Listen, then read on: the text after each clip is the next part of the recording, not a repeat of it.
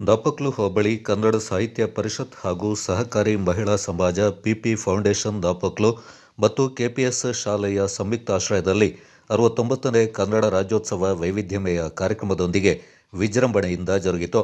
ಬೆಳಿಗ್ಗೆ ಕೆಪಿಎಸ್ ಶಾಲೆಯ ಆವರಣದಲ್ಲಿ ಕಾಫಿ ಬೆಳೆಗಾರ ದಾನಿಗಳಾದ ಕೇಟೋಳಿರ ಕುಟ್ಟಪ್ಪ ಕನ್ನಡ ಧ್ವಜಾರೋಹಣ ನೆರವೇರಿಸಿದ ಬಳಿಕ ಕೆಪಿಎಸ್ ಪ್ರೌಢಶಾಲೆಯಿಂದ ದಾಪಕ್ಲು ಪೆಟ್ರೋಲ್ ಬಂಕ್ವರೆಗೆ ಪಟ್ಟಣದ ಮುಖ್ಯ ಬೀದಿಯಲ್ಲಿ ಕನ್ನಡ ಧ್ವಜ, ಬ್ಯಾಂಡ್ ವಾದ್ಯಗಳೊಂದಿಗೆ ವರ್ಣರಂಜಿತ ಮೆರವಣಿಗೆ ನಡೆಯಿತು.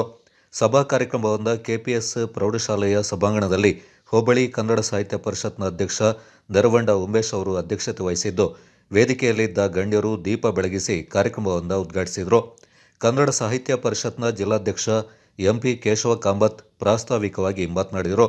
ಕಾರ್ಯಕ್ರಮವನ್ನು ಉದ್ಘಾಟಿಸಿದ ಕಾಫಿ ಬೆಳೆಗಾರ ಕೇಟೋಳಿರ ಕುಟ್ಟಪ್ಪ, ಮಡಿಕೇರಿ ತಾಲೂಕು ಕನ್ನಡ ಸಾಹಿತ್ಯ ಪರಿಷತ್ನ ಅಧ್ಯಕ್ಷೆ ಕಡ್ಲೇರ ತುಳಸಿ ಮೋಹನ್ ಈ ಸಂದರ್ಭ ಮಾತನಾಡಿದರು.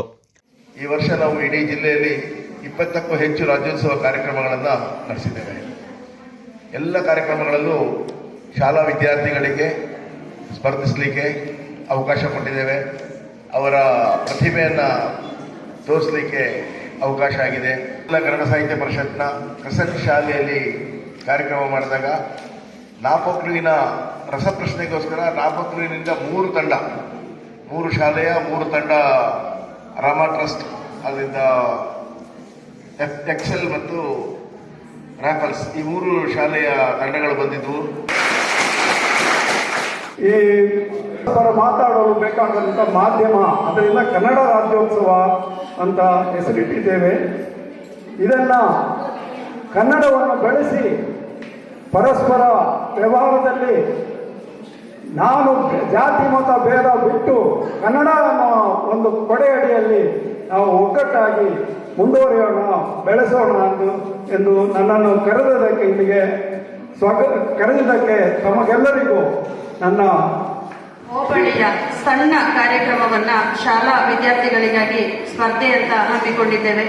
ಆದರೆ ತುಂಬ ಸಂತೋಷ ಅಂದರೆ ವರ್ಣರಂಜಿತ ಮೆರವಣಿಗೆ ಹಾಗೂ ಈ ಸ್ಪರ್ಧೆಯಲ್ಲಿ ಉತ್ಸುಕರಾಗಿ ಭಾಗವಹಿಸಿರುವಂಥ ಎಲ್ಲ ವಿದ್ಯಾರ್ಥಿಗಳ ಆಸಕ್ತಿಯನ್ನು ಗಮನಿಸಿದಾಗ ಇಲ್ಲಿ ನಾವು ತಾಲೂಕು ಮಟ್ಟದ ಅಥವಾ ಜಿಲ್ಲಾ ಮಟ್ಟದ ಕಾರ್ಯಕ್ರಮವನ್ನು ಹಮ್ಮಿಕೊಳ್ಬೇಕಿತ್ತು ಅಂತ ಅನ್ನಿಸ್ತದೆ.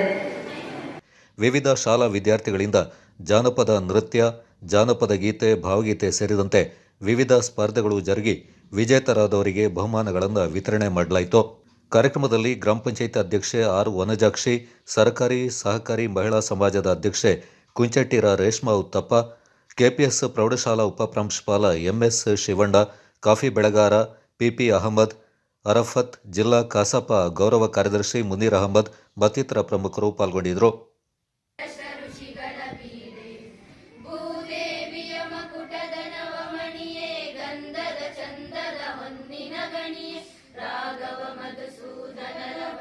ಹಿಂದೂ, ಕ್ರೈಸ್ತ, ಮುಸಲ್ಮಾನ, ಪಾರಸಿಕ, ಜೈನ, ಉದ್ಯಾನ